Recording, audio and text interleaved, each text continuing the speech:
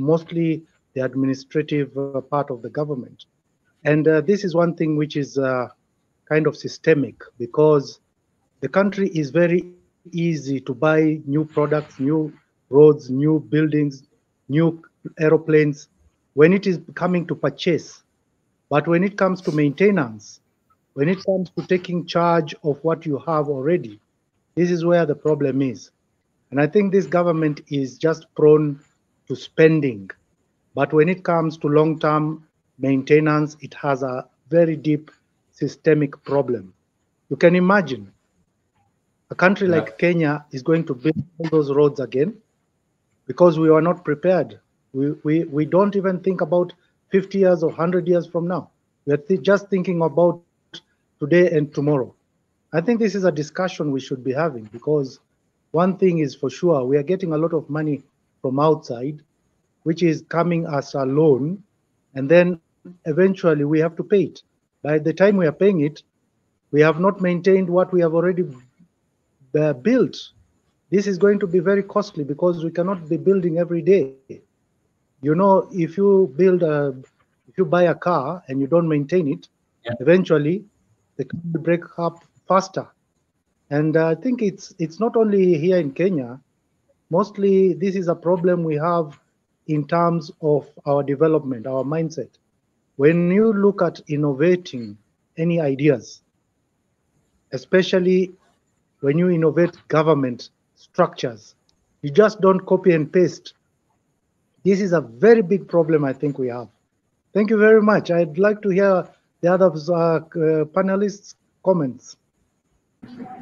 I think Rafik, you brought in a very nice angle of looking at things. It's a fresh breath from where you come from. Our Safi is a movement led by Professor Gola, who is trying to bring in change in Kenya, and we need politicians who have not been involved in any kind of corruption in our country. Remember, in our politics, 8 million Kenyans did not vote.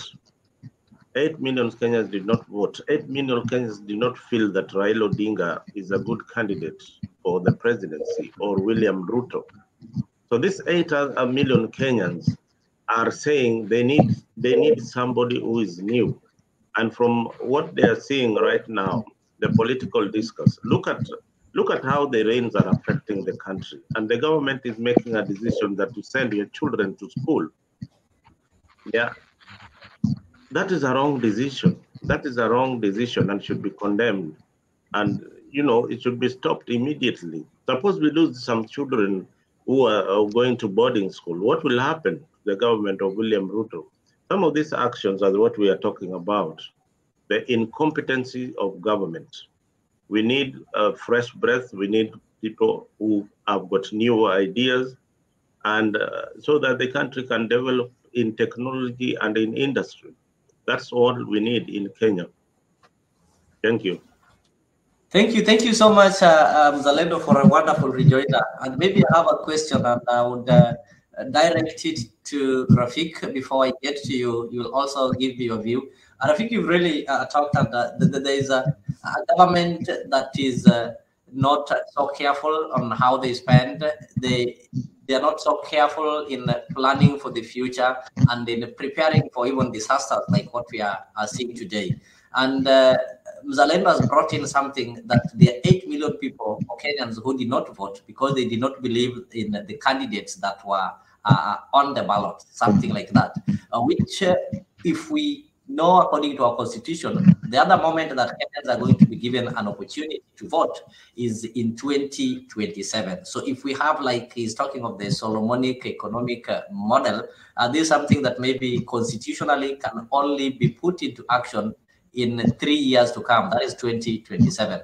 You saw what happened at the JKI last time when the roof was leaking. What the CS did, he formed a commission to investigate. And again, the same thing happened. Just 2 months after it leaked, it also leaked again, meaning nothing has been done. So should we wait for 2027 so that we can come up with